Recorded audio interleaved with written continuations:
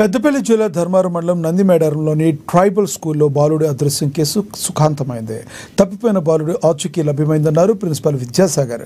పాఠశాలలో first year చదువుతున్న mega Varshith ఉదయం స్కూల్ నుంచి బయటకు వెళ్లాడని ప్రిన్సిపల్ తెలిపారు. అయితే కొన్ని గంటల తర్వాత బాలుడి ఆచూకీ లభ్యమైందని ప్రిన్సిపల్ వెల్లడించారు. ఎవరూ ఆందోళన చెందాల్సిన అవసరం లేదని భరోసా కల్పించారు. మా దగ్గర ఒక అబ్బాయి ఇమ్మిడి మెగా వర్షిత్ తండ్రి పేరు సత్తయ్య బైపీసీ ఫస్ట్ ఇయర్ అబ్బాయి పొద్దున తెల్లవారుజామున 4:23 బయటకు వెళ్ళడం జరిగింది.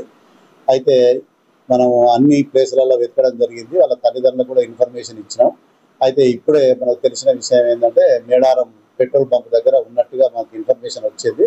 ఆ అబ్బాయిని మా టీచర్లు కూడా తీసుకొని వస్తున్నారు. కాబట్టి అబ్బాయి ఉన్నాడు, చాలా సంతోషం, హ్యాపీగా ఫీల్ అవుతున్నా. కాబట్టి ఎవరు కూడా ఈ విషయంలో టెన్షన్ పడద్దు అని మనకు వేటు న్యూస్ ద్వారా కానీ ఇతర పత్రికా ముఖంగా